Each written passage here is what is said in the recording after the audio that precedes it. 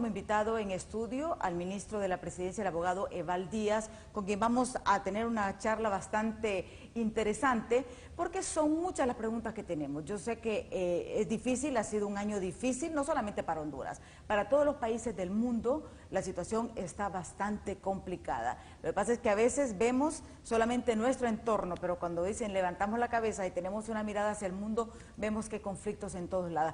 Muchísimas gracias, ministro, por estar aquí con nosotros en TV Azteca. Es un honor tenerlo con nosotros. No, al contrario, es un gusto. Muy buenos días.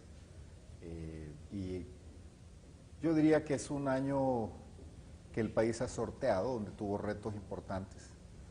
Tuvimos una conexión entre el año pasado y este por un tema electoral que sometió al país a un episodio de violencia, todos lo vimos, pero afortunadamente se ha superado. Estamos terminando un año, creo que superando esa etapa, y esperamos que el próximo ya tenga nuevos retos, nuevos desafíos. La vida siempre es difícil, pero yo lo veo con más entusiasmo.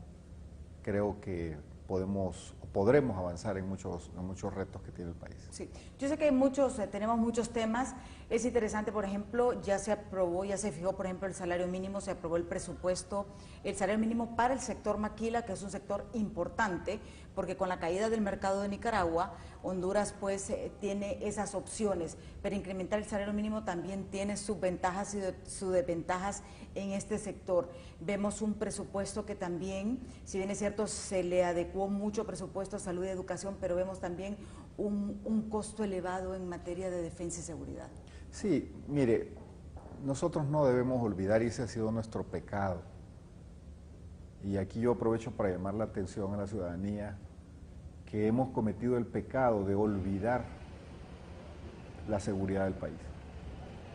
La defensa y la seguridad del país son vitales. No puede coexistir una sociedad si no tiene seguridad pública, interna y seguridad externa. En este caso, la seguridad externa es importante por la amenaza del crimen organizado. Estamos hablando del tráfico de drogas, tráfico de personas y otros riesgos internacionales. Ya no es tanto por la confrontación con otros países, porque eso es algo que creo que la humanidad ha venido superando, y la región centroamericana lo superó desde los 80, gracias a Dios, y aquellos líderes que estuvieron en aquel momento.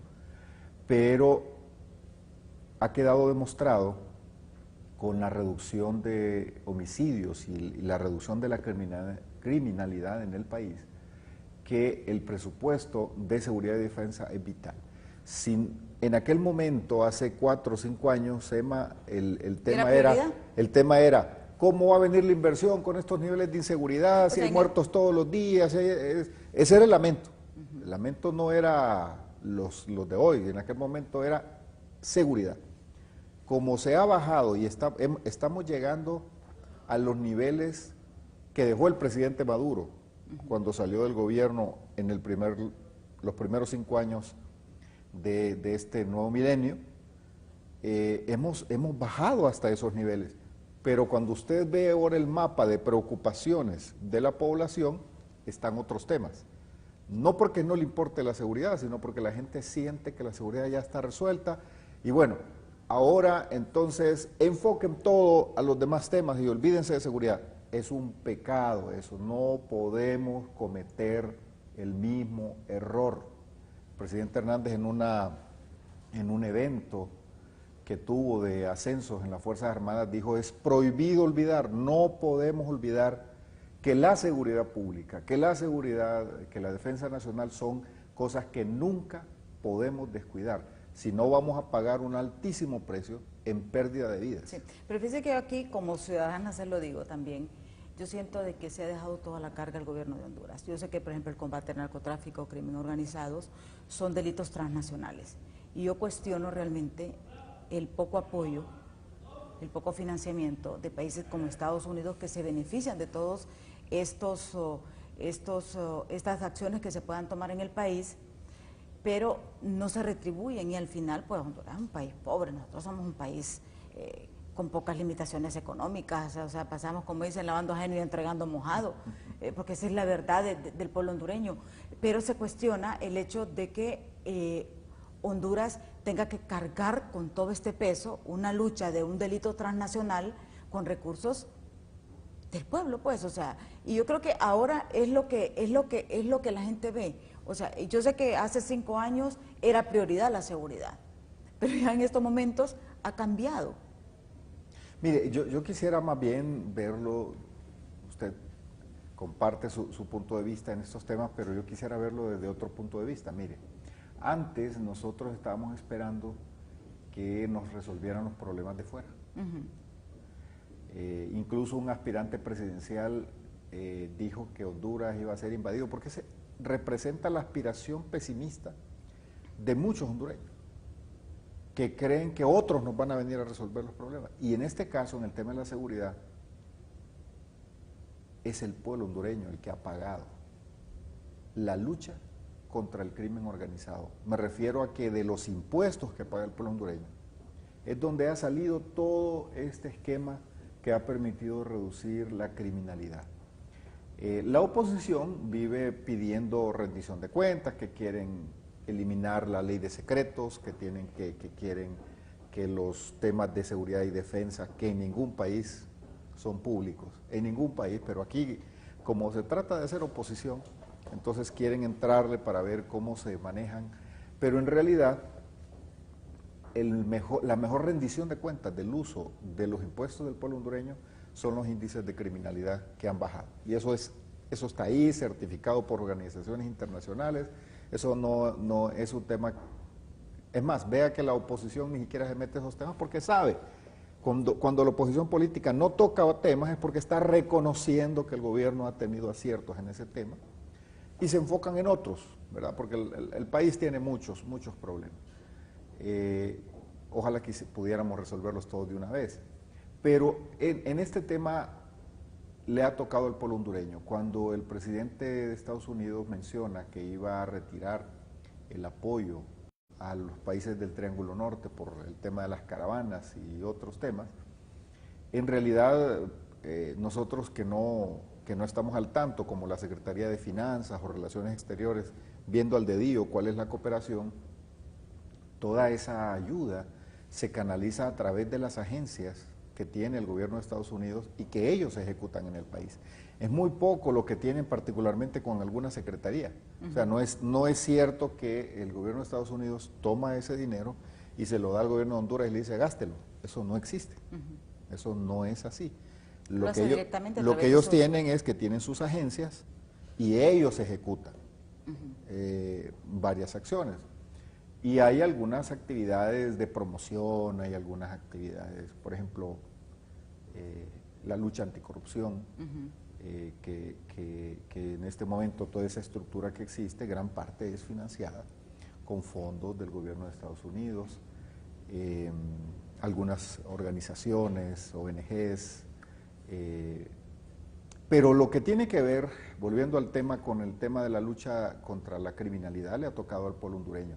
Entonces nos queda esa herencia, que nosotros ya estamos pagando nuestras cuentas, Emma.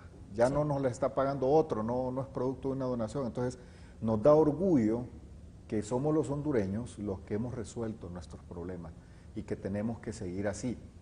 Ahora, hay que dedicarle más a educación, hay que dedicarle más a salud. ¿Esa es la prioridad en el 2019? Mire, las prioridades del 2019 son crear condiciones para generar empleo, pero no creer que el gobierno es el que va a dar el empleo. Sí. Pero eso está ligado también a la inestabilidad política. ¿Qué tanto puede afectar, por ejemplo, el fracaso del diálogo a través de las Naciones Unidas? Es que yo hablaba ayer con un equipo del equipo de Plan de Nación y Visión de País, y yo les decía, hacíamos una reflexión. La gente y la mayoría se fija en que los líderes de oposición no ratificaron los acuerdos. Sí hubo acuerdos, pero no fueron ratificados. Entonces, fracasó. No fracasó. Le explico por qué no fracasó. Porque estuvimos sentados 10 meses. Y mientras estuvimos sentados 10 meses, la gente guardó las piedras, la gente guardó las llantas, no salió a quemar, hubo un repliegue, la confrontación, el insulto disminuyó, no digo que desapareció, pero disminuyó porque se generó un ambiente, bueno, ya el diálogo, están dialogando, y eso hizo que las aguas volvieran a su cauce. Ese es el valor más importante del diálogo. Ese es el beneficio más grande que el diálogo político le dio al país, en la cual participó la dirigencia del Partido Liberal, de Salvador Narrala, del Partido Nacional y el gobierno. Y solo quedó uno fuera de las fuerzas grandes, porque los pequeños, sí, nosotros peleamos es el que mueve todo en las calles también. ¿Y cuál era el discurso del que quedó fuera? Comandos insurreccionales, a tomar las armas, vamos a hacer esto, vamos a hacerlo, y todo incitando a la violencia.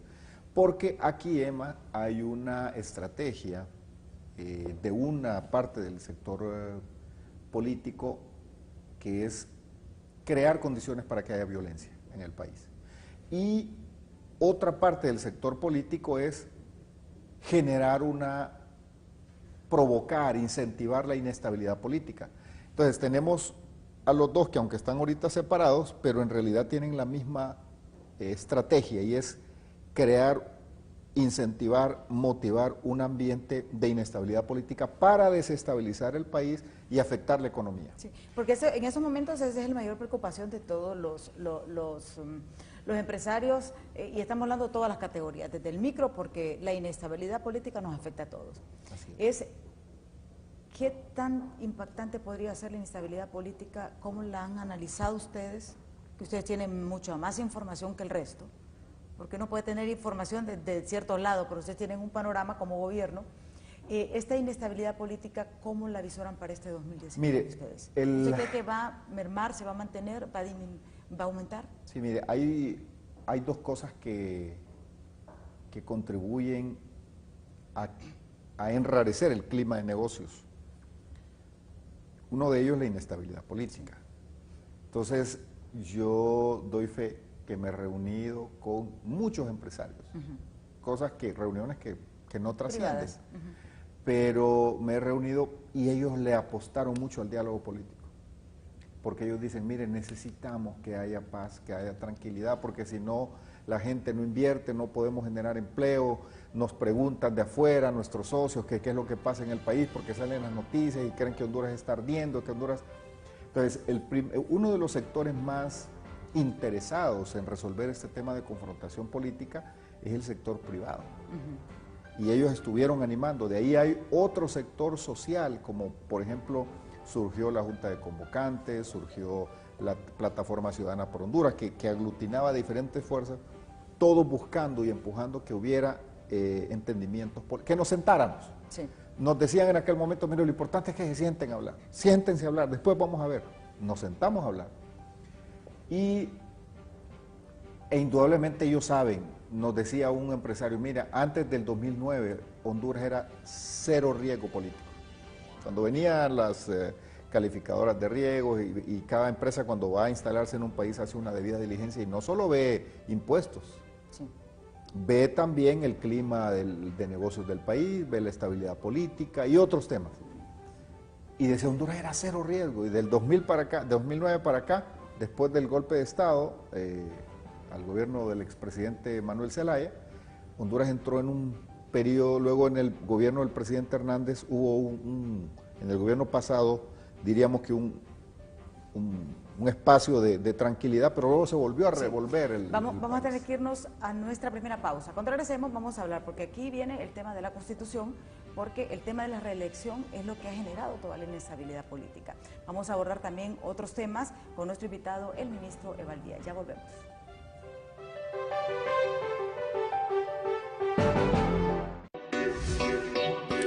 Smart System Security. Somos una empresa nueva con servicios de alta calidad, especializados en seguridad física, monitoreo, instalación de cámaras, sistema de alarma, protección de dignatarios y servicio de escolta. También ofrecemos capacitación de manejo de armas y defensa personal. Contamos con un personal altamente calificado y con la última tecnología para tu seguridad. Smart System Security. Protegerte es nuestra responsabilidad. Si tus seres queridos están lejos o tú eres quien lo está, siempre estarán protegidos sin importar las distancias. Porque Seguro Migrante de Banco Azteca te protege a ti y a los tuyos en el extranjero. Un seguro de vida con cobertura de 25.000 o 50.000 empiras y asistencia de repatriación de restos hasta $20.000. Acércate a tu asesor financiero y consulta los requisitos. Seguro Migrante de Banco Azteca. Adquiérelo hoy y vive tranquilo.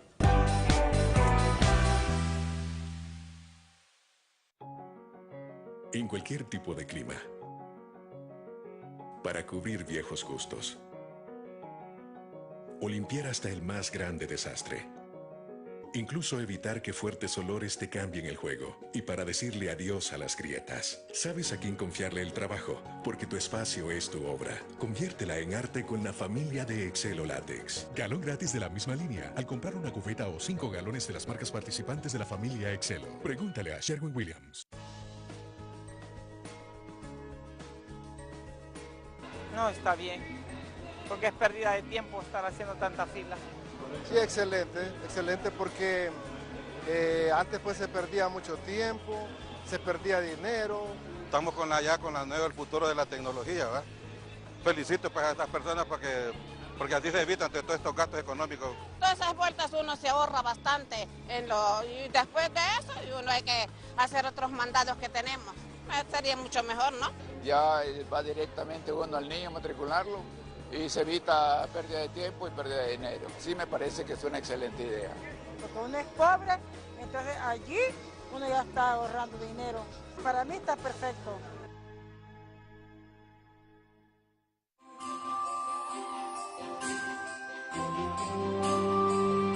¡Vengan! Sí, ustedes. Les cuento un secreto. Quiero contarles que en este mes todos nuestros sueños de Navidad se pueden cumplir con Banco Azteca. A ver, les cuento bien. Por cada transacción de crédito o al abrir o incrementar tu cuenta de ahorro e inversión, podrás participar en el sorteo de 9 sueños de Navidad y tú puedes ser uno de los ganadores. Para participar, debes realizar tu transacción, luego entrar a www.sueñaconbancoazteca.com, ingresar tus datos, escoger uno de los 9 sueños y ¡listo! Así que ya sabes, tus sueños con Banco Azteca se pueden hacer realidad. Sueña, participa y disfruta en esta Navidad.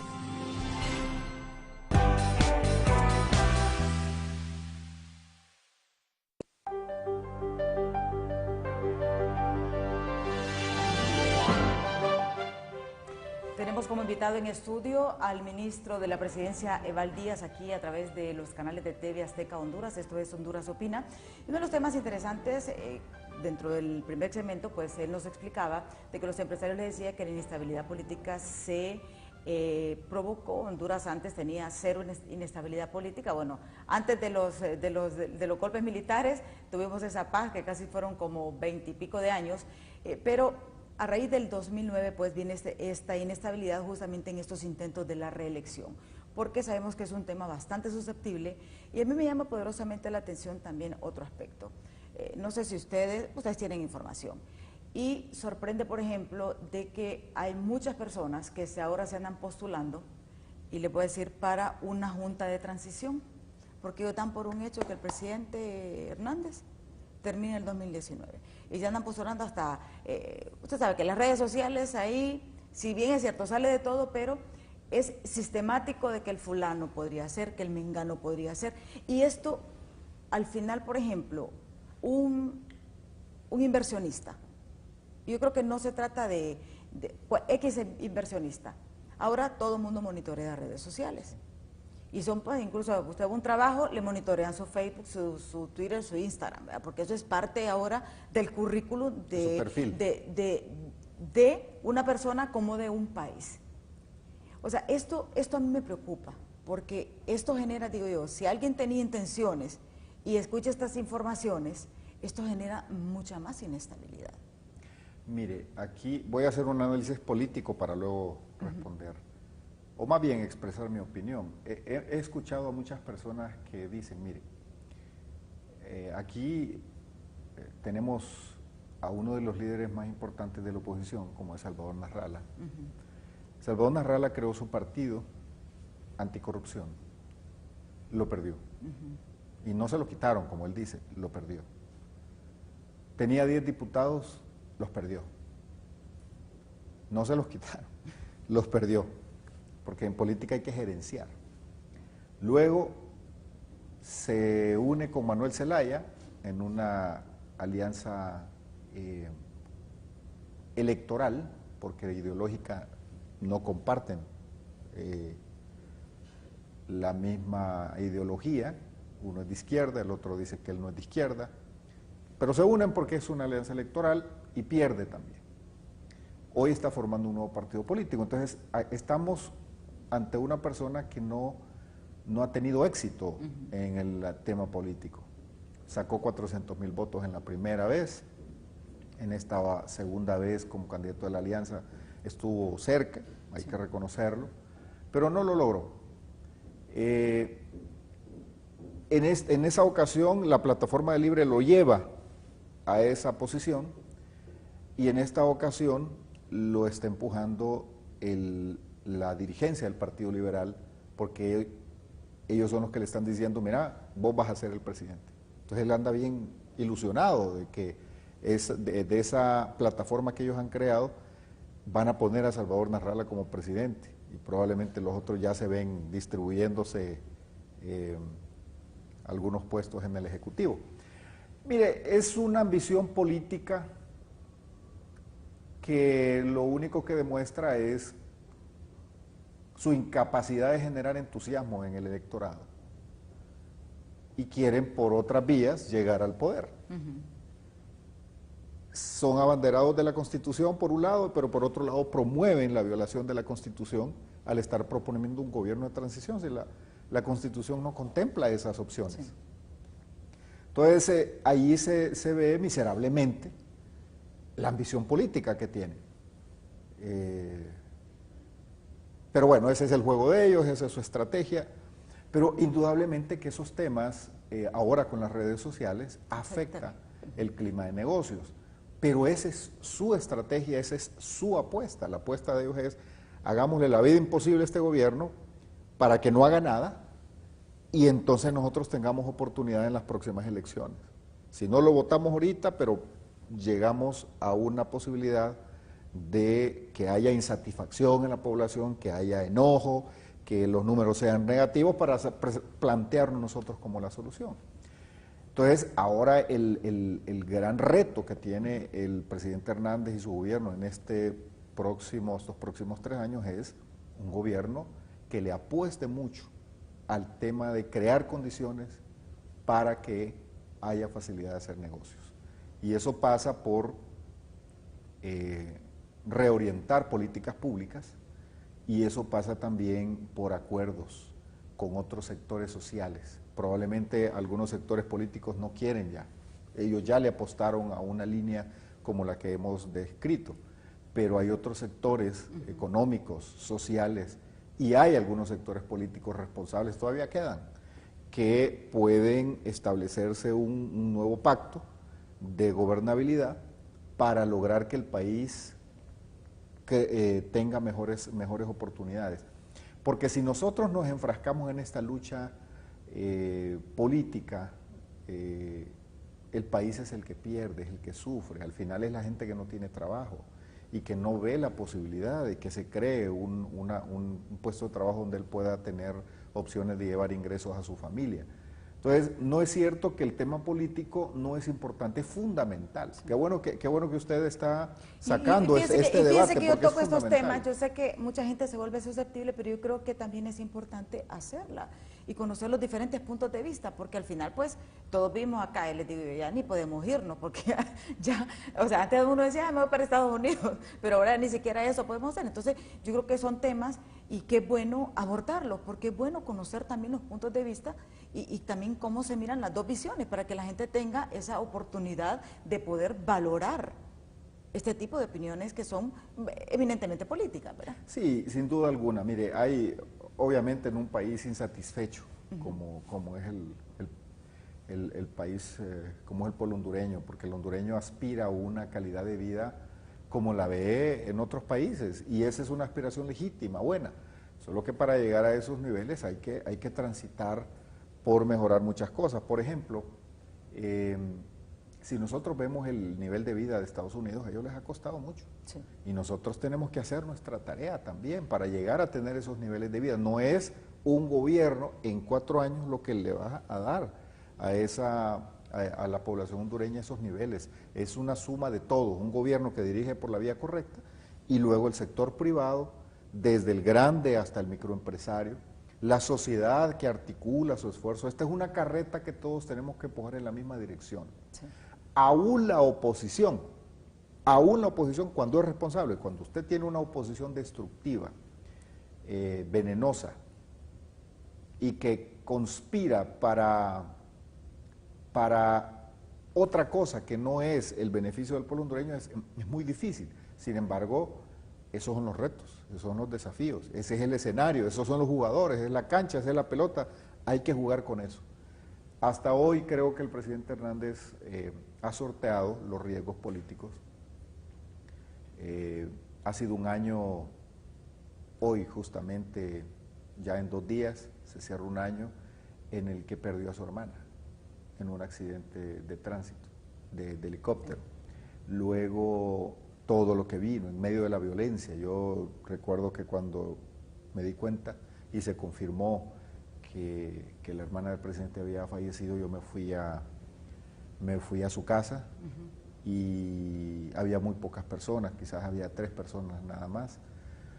Él no estaba, después él entró, venía hablando por teléfono, venía de visitar a su mamá, de confortar a su mamá primero, de hablar con la familia, los hijos de su hermana, y luego nos sentamos a platicar y aparentemente se le veía sereno, coordinando cómo vamos a hacer esto, en medio de las bombas, en medio era un campo de guerra en ese momento, las calles estaban trabadas por acá, había tomas por allá, era un escenario bélico, terrible, terrible, todos lo recordamos, y el presidente ahí dando todas las indicaciones, él fue el que dirigió, escuchó a unos, escuchó a otros, unos teníamos una opinión cómo debía manejarse la situación, otros, y él tomó las decisiones de manera serena. Sí lo vi, yo pocas veces lo había visto personalmente. Quebrarse, como dice uno popularmente. No se quebró, no se quebró, no puedo decir que se quebró, pero sí hubo un momento que afloró era su hermana. Sí. Y era una hermana con la que él tuvo mucha afinidad, era su hermana mayor, siempre la hermana mayor, yo tengo una hermana mayor y la hermana mayor ejerce una influencia importante porque regaña, protege, ve a su hermano menor y es como un tesoro para ella. Y así fue esa relación, él tuvo esa pérdida y siguió adelante. Y termina este año con la aprehensión de su hermano menor en Estados Unidos. Algunos nos preguntamos, ¿y si no hubiera sido hermano del presidente? ¿Hubiera pasado eso? Pero son preguntas que quizás no nos vamos a contestar nunca. Y fíjese que sobre ese tema del caso de Tony Hernández, mucha gente, hubo mucha incredulidad al principio por el hecho de que la relación que ha mantenido el presidente Hernández en la lucha contra el narcotráfico con Estados Unidos, ¿verdad? Y esta captura, esta acusación y también poca información que hay, porque prácticamente hay muy poca información, generó mucho impacto en la población. O sea, y se quedó como enmudecida la sociedad. De hecho, muchos sectores no quisieron reaccionar de inmediato, ¿verdad? Sí, mire, nosotros sabemos que las aves de rapiña están ahí siempre. Nosotros ya sabíamos que algunos líderes de oposición lo iban a celebrar e iban a caer como aves de rapiña y lo están haciendo. Para mí, yo cuando los veo la figura de buitres, son como sopilotes que están ahí acechando y esperando la oportunidad para caer, y así los veo en estos momentos, y claro, se llenan su discurso de odio y de bueno, al final, como dice la escritura, que de la abundancia del corazón habla la boca. Eso es lo que hay en el corazón de ellos, y creen que es una oportunidad para caer encima del presidente y generar ese ambiente. Pero bueno, ellos, eso han sido y eso van a ser. No vamos a esperar otra cosa de ellos. Pero en el caso del presidente, lo que quiero decir es que ha sido un año difícil, y luego tantos incidentes que han pasado, él los ha sorteado. El Partido Nacional ha afrontado un tema durísimo con el caso de sus líderes que han sido señalados por la MASI, y que están muchos atendiendo requerimientos fiscales en los juzgados, en los tribunales, y obviamente eso es un tema que también tiene un impacto político. Sí. Y antes de tocar el tema del Partido Nacional, sí me gustaría, ¿usted cree que afectará el juicio de Tony Hernández a la administración del presidente Hernández? Porque ustedes han analizado todos los escenarios, me imagino. No, mire, el tema del hermano del presidente obviamente va a tener un impacto en el ámbito político y en el ámbito, en el ambiente político, por lo que le señalaba, por la posición de los, por la posición de alguna parte de la oposición política, sin duda alguna. Eso no sería un ingenuo en decir que no va a tener un impacto, y que ya lo está teniendo. En el ámbito internacional, indudablemente también eso genera un ambiente poco deseable. Pero el presidente Hernández ha mostrado su conducta coherente, siempre con sus líneas de acción de gobierno: combate irrestricto al crimen organizado, a las maras, a las pandillas, para favorecer al pueblo hondureño. Él dijo: voy a hacer lo que tenga que hacer para devolverle la paz al pueblo hondureño. Solo que en ese momento nosotros, los que estuvimos cuando él hizo ese compromiso con el pueblo de Honduras, no sabíamos el costo personal que eso traería para él. Ha pagado un precio personal él y su familia. Es más, el presidente Hernández y su familia no volverán a ser nunca lo que fueron antes de que él fuera presidente. Ya con todo este esquema de lucha contra la criminalidad, cuántas personas encarceladas, cuántas bandas desarticuladas, cuántas personas, casi 20 personas extraditadas hacia los Estados Unidos, que estaban vinculadas al tráfico de drogas, al narcotráfico. Claro que cambió el escenario. ¿Usted cree que el crimen organizado ha planificado toda parte de todas estas situaciones que se han dado en contra del presidente? Mire, yo lo que le puedo decir es que el crimen organizado no está de brazos cruzados. Sin duda alguna no está de brazos cruzados. Yo creo firmemente, y tenemos pruebas, no es que creo, tenemos pruebas. Y se reconoció en el diálogo político, ahí está, lo firmaron inclusive los representantes de Narral y del Partido Liberal, que el crimen organizado incidió en el resultado electoral. El crimen organizado vinculado con ex policías depurados, maras y pandillas, el crimen organizado, el narcotráfico, que tiene mucho dinero, claro que inyectó recursos, presionó a la población, hizo una tarea para que el presidente no ganara las elecciones, porque ellos ya sabían lo que venía, ya habían visto la conducta del presidente Hernández, su gestión de gobierno y cómo los había acorralado y cómo los había vinculado. Claro que le inyectaron mucho dinero para favorecer a un candidato en contra de las aspiraciones del presidente Hernández, y casi lo logran, casi lo logran. No estoy diciendo que los que votaron por uno u otro son narcotraficantes, no estoy diciendo eso. Lo que estoy diciendo es que hubo una influencia, hubo incidencia en ciertas zonas del país, en ciertos sectores del país. Pero obviamente mi respeto al electorado que votó por Salvador Narrala, creyendo que él era una opción. O sea, no estoy diciendo que porque se puede interpretar de esa manera, o mucha gente puede decir, está diciendo que los que votamos por Narrala somos narcotraficantes. No, no estoy diciendo eso.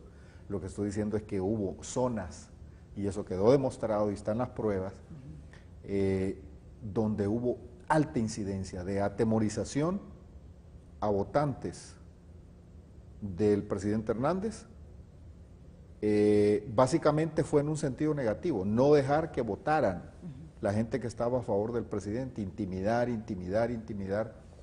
y podemos verlo estadísticamente y están las pruebas que tiene la Policía Nacional y los órganos de inteligencia. Estamos en un, vea usted las internas, centros electorales, ¿cuántos fueron a votar en las internas? Que la interna fue básicamente una fiesta, ahí no hubo gran disputa a lo interno del Partido Nacional, porque teníamos un candidato y de ahí había que ir a ver los diputados, los candidatos a alcaldes, etcétera. La cantidad de votantes ahí y cómo disminuyó en la general, cómo se cayó, pero además enorme cantidad de testimonios de personas que fueron atemorizadas, amenazadas, y la gente que vive en los barrios y colonias donde las maras y pandillas tienen su poder y ejercen control, porque todavía tienen muchos espacios, cada vez los van perdiendo, pero la gente sabe que no juegan. Y llegaron y la gente, fíjese bien, como antes lo hacía, pues ponía una bandera del Partido Nacional, o llegaba los beneficios del programa Vida Mejor, que el piso, que la casa, que el ecofogón. Entonces, cuando ellos ya mapearon, identificaron quiénes eran y fueron amenazados, esa gente no fue a votar. Algunos se atrevieron, se asomaron, y como conocen a los banderas, porque la gente dice, pero si tenían al ejército con armas, ¿por qué no fue a votar la gente? Ah, porque el soldado no sabe quién es el bandera. Eso es bien sencillo. Sí. El soldado lo sacan del batallón y lo ponen, sí, en ese momento no va a suceder una acción violenta, pero el bandera llega, es el muchacho, es un cipote que anda por ahí, que anda jugando. Y el bandera es lo que conocemos como informante, ¿verdad? Para que la gente sabe, cuando yo digo bandera, la gente sabe, no hay que decirle a la gente que es el bandera, porque la gente que sufrió esto sabe. Sí. Entonces, es el que anda ahí, que no es nada, es un muchacho pero él está viendo y la gente sabe. Sí. Entonces llegó gente a una cuadra del centro de votación y mejor se regresó. Sí. Entonces, esa incidencia del crimen organizado, usted me preguntó que si esto era parte, claro que lo hicieron en aquel momento y siguen conspirando para atacar la gestión del presidente Hernández, pero el presidente se mantiene y va a seguir luchando por darle la seguridad al pueblo hondureño. En vez de debilitarlo, esto más bien lo reafirma. Este 2019 podríamos tener acciones mucho más fuertes, pero eso lo vamos a ver después de pausa, no nos cambie, que ya volvemos.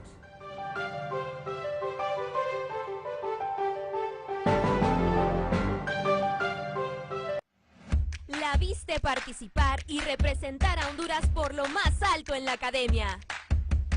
Ahora puedes conocerla y llevarte un recuerdo de Catherine Vanegas. Ven este viernes 21 de diciembre en Electra Kennedy, Tegucigalpa, de 3 a 6 de la tarde.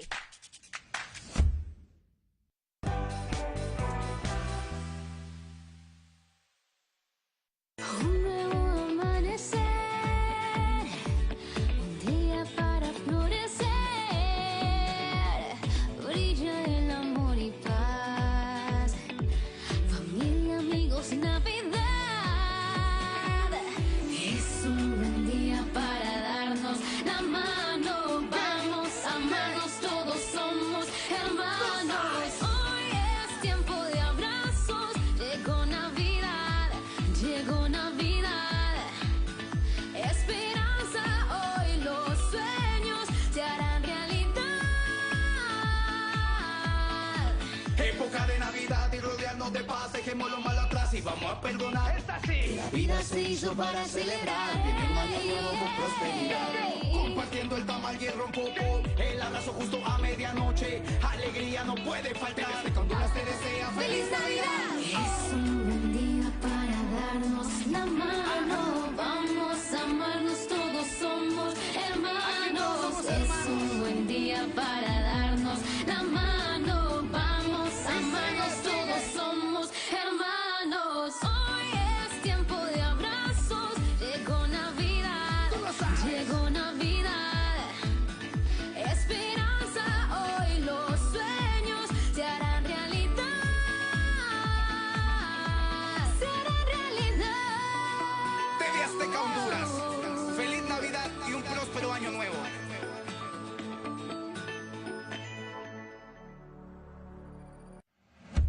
atreviste a participar y representar a Honduras por lo más alto en la academia. Ahora puedes conocerla y llevarte un recuerdo de Katherine Vanegas. Ven este viernes 21 de diciembre en Electra Kennedy, Tegucigalpa, de 3 a 6 de la tarde.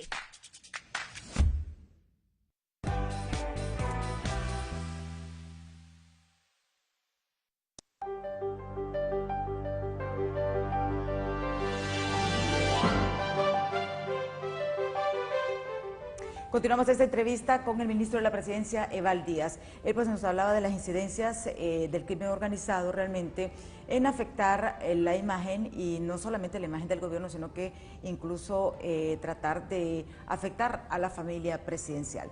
Este es un tema interesante. El 2019 va a ser un año diferente en cuanto a políticas, y lo que hablábamos, retomamos el tema del presupuesto, ¿verdad? Vemos bastante presupuesto también para defensa y seguridad. ¿Va a haber un contraataque, podemos decir, al crimen organizado en este 2019? Mire, al crimen organizado lo hemos tenido presionado, lo hemos tenido a raya como gobierno, y vuelvo a repetir, eso no es por Estados Unidos, ni es un compromiso ni del país, ni de Juan Orlando Hernández con Estados Unidos. Ese es un compromiso de Juan Orlando Hernández con el pueblo hondureño. Sí. Él le dijo al pueblo hondureño: yo voy a hacer lo que tenga que hacer para devolver la paz y la tranquilidad, y lo está cumpliendo, y lo va a seguir haciendo hasta el último día de su mandato. De tal manera que en ese esquema no solamente se van a reducir los índices de criminalidad, sino que va a dejar una institucionalidad permanente para que el pueblo hondureño no vuelva a sufrir lo que sufrió antes. Ahora bien, si el pueblo hondureño olvida el valor de la seguridad, al empezar a dejarse arrastrar por las críticas del presupuesto que se le da a defensa y seguridad, no podemos ser cómplices en eso. En eso tenemos que ser muy claros. Hay que darle a defensa y seguridad su presupuesto. Si no, vamos a perder el país de nuevo, y de repente va a costar mucho más recuperarlo.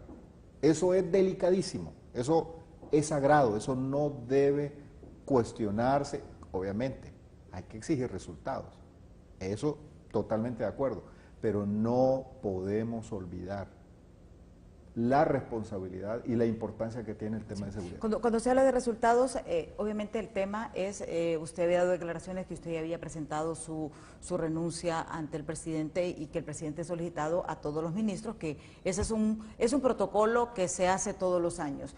Va a haber cambio de gabinete, y yo aquí quiero reconocer, y yo se lo decía extracámara, usted es de los pocos ministros que sale a los medios de comunicación a defender las posiciones del gobierno. Un tiempo que decían de que no, que había una manipulación, que no tenían autorización, que solamente podía hablar el presidente, pero usted me está diciendo que no, que hay libertad para los ministros. O sea, los ministros no salen simple y sencillamente porque no quieren. Claro. ¿Así es?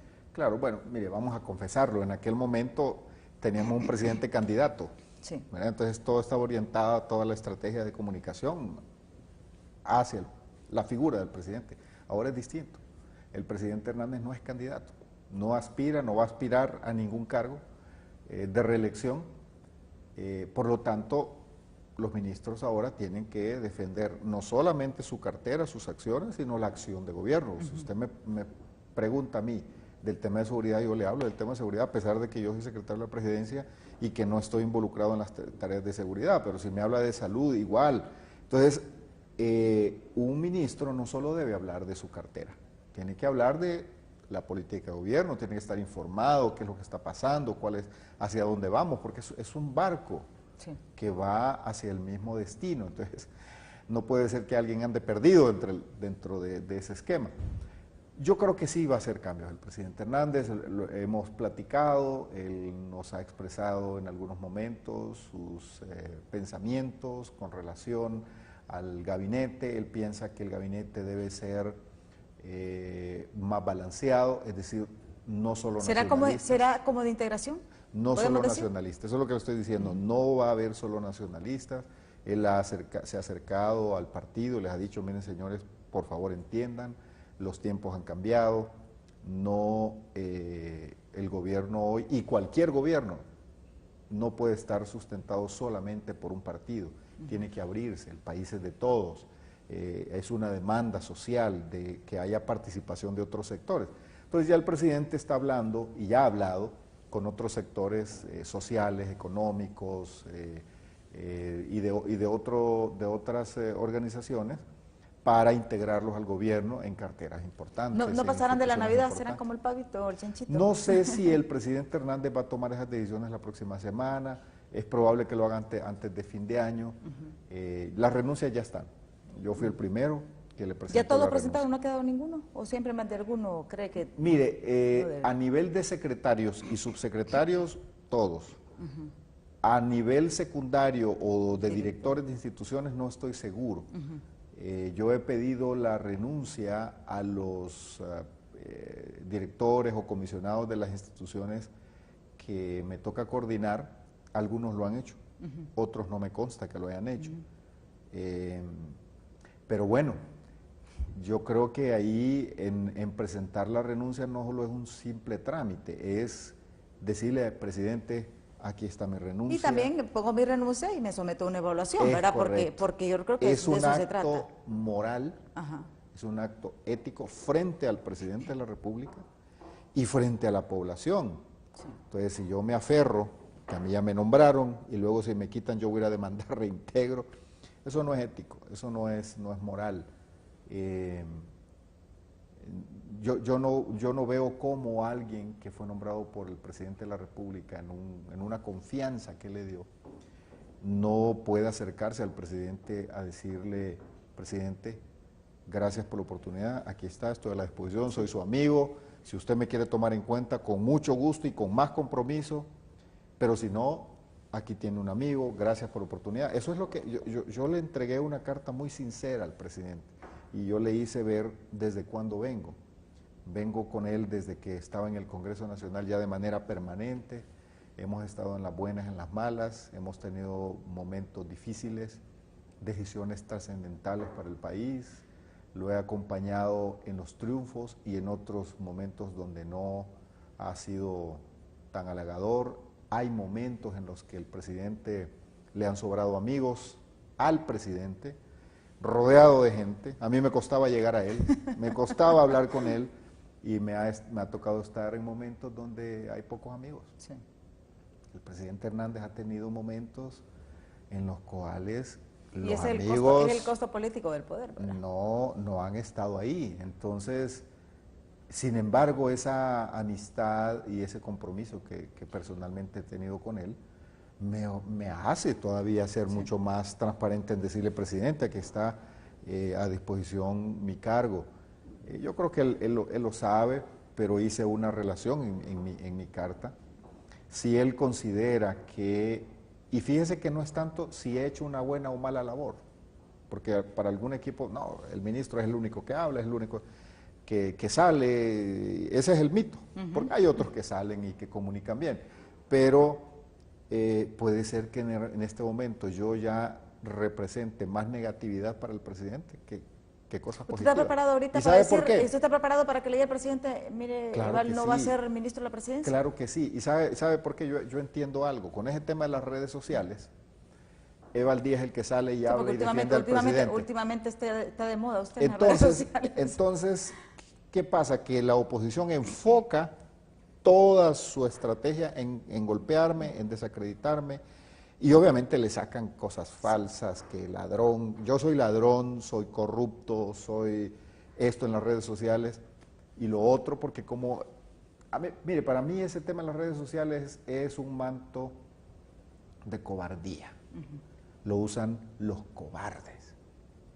Los que usan redes sociales y que atacan y no dan la cara son cobardes. Yo ni les contesto. Lo bueno es cuando yo soy fulano de tal, Eval Díaz, y usted es corrupta, y se lo digo en su cara. Pero además no solo es por insultar, porque puede ser un insulto, es por esto y esto y esto y esto. Y es más, voy a ir a presentar al Ministerio Público las denuncias. Pero se ha generado un ambiente, y yo estoy consciente de eso. Y puede ser que al presidente eso ya no le convenga políticamente, aunque él me tenga cariño, aunque él tenga confianza en mí, aunque yo sea de los que salgan, pero puede ser que ya me golpearon tanto desde el punto de vista de imagen, que sea políticamente correcto hacerme a un lado. Y yo estoy consciente de eso, pero para eso hay que tener un poquito de madurez y entender el tema político como es, ¿verdad? Entonces, si el presidente Hernández dice, hasta aquí, yo lo entiendo perfectamente, porque entiendo y he aprendido con él justamente, porque él es el que me ha abierto la puerta a este espacio, a comprender la dialéctica y la dinámica política. Sí. Y no necesariamente porque hizo una mala... en este tema hay sacrificados. Y yo he salido, mire, cuando se dio el tema de las elecciones había un acuerdo. El gobierno no entra en el tema político, sí, solamente el partido. Andaba el presidente con el partido y los ministros no entrábamos, pero se puso tan dura la batalla que a mí me tenía a mí hablando de política, siendo del gobierno, y cuando vino el momento, ese proceso tan duro, donde se declararon ganadores, y me tocó salir a mí, fui yo el que salió.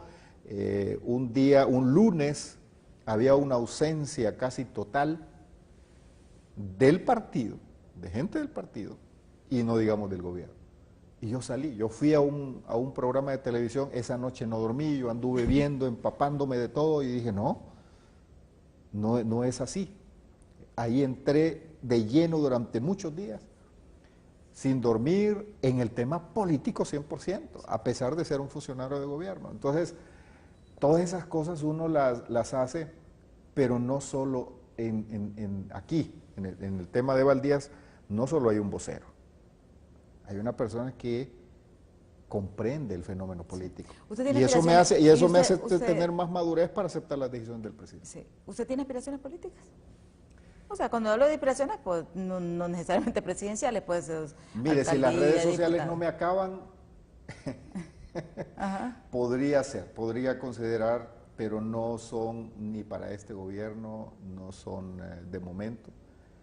Pero yo creo que, como decía un líder antiguo de la oposición, que solo los muertos no aspiran. Sí. Claro, yo no creo que haya terminado y que hasta aquí pueda llegar Valdías.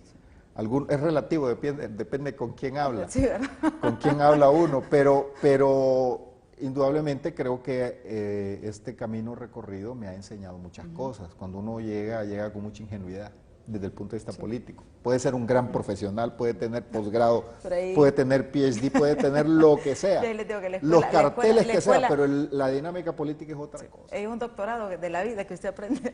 Hay otro tema interesante y es la caravana de los migrantes. Ese también fue un golpe duro para el gobierno, para la imagen internacional.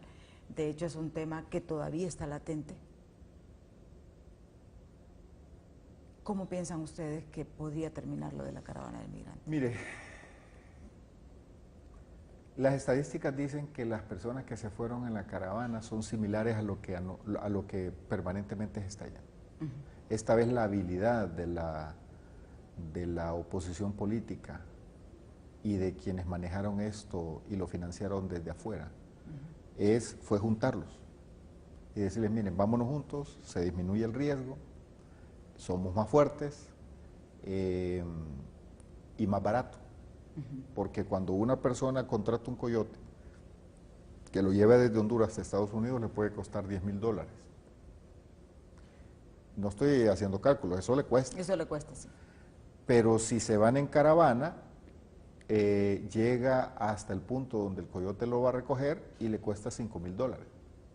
Y mire usted la prueba de ello. Más de 1,000 ya están en Estados Unidos. Llegaron hasta ahí, bueno, entonces ahora viene el coyote, esos no se ven, esa red no se ve. Entonces ya hicieron sus ¿Ellos contactos. iban con coyotes? Desde aquí hasta México sin coyote, iban en la caravana. Pero de ahí para allá ya viene el coyote, ya le dice cómo es y ya están ahí. Ya están en Estados Unidos. Sí. ¿Cómo lo hicieron? No fue violento, no rompieron una cerca. ¿Dónde están los soldados del ejército que los hayan detenido? No.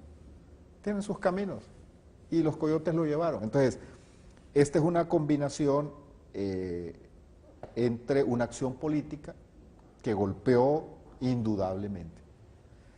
Trump se enojó, el presidente de Estados Unidos se enojó por la caravana. Fotografías de gente saliendo de su país.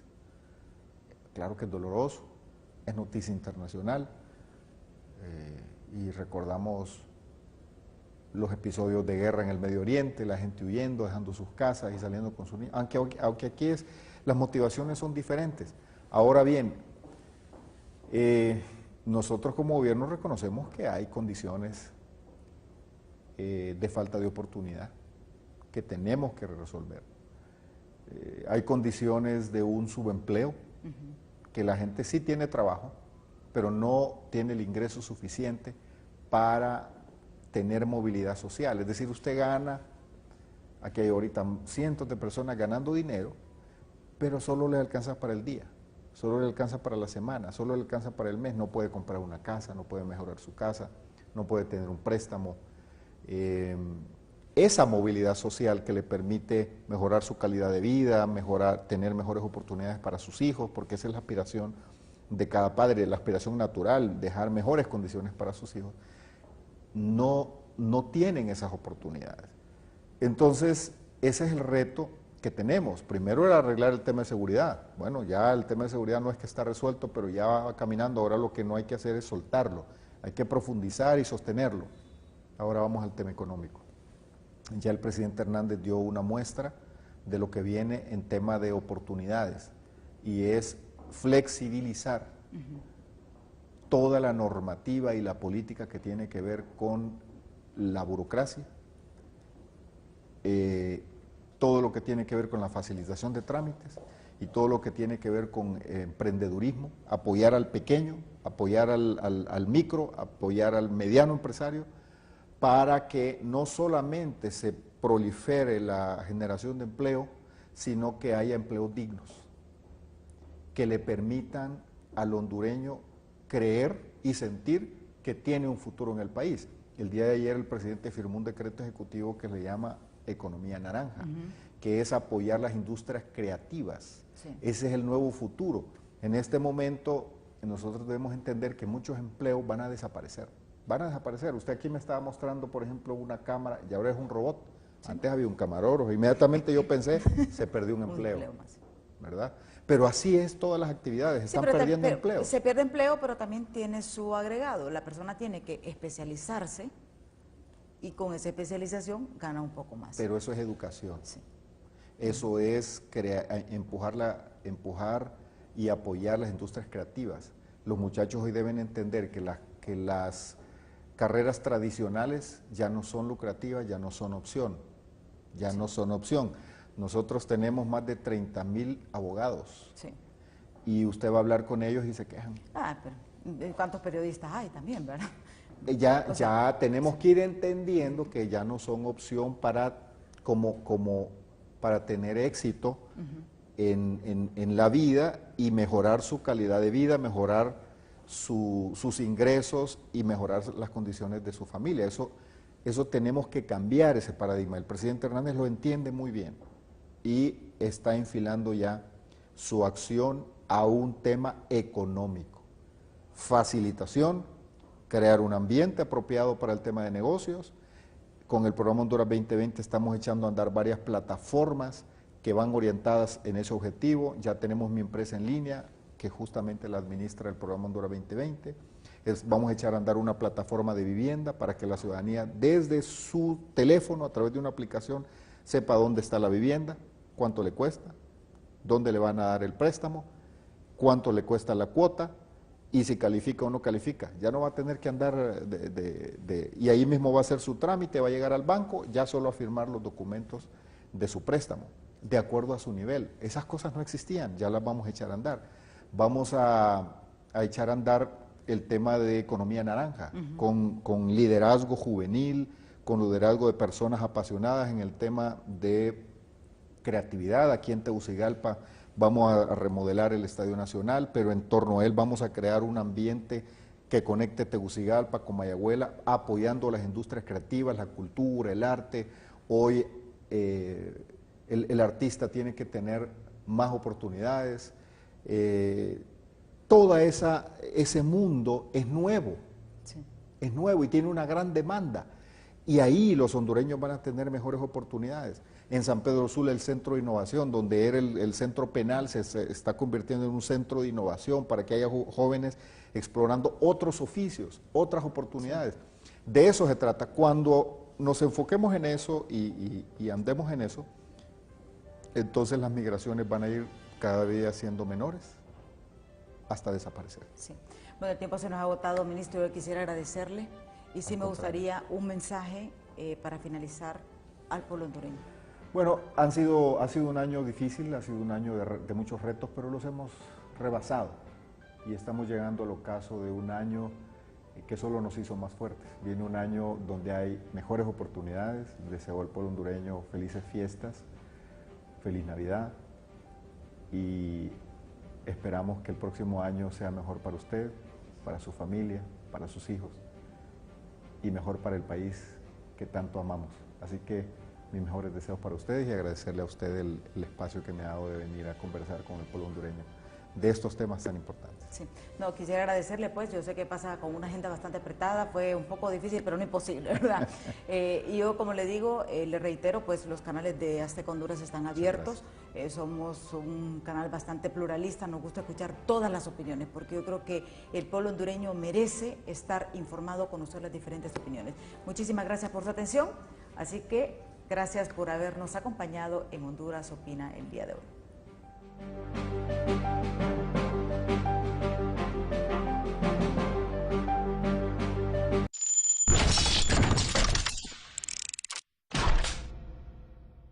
Estaba que no entendía nada. Me quiero morir.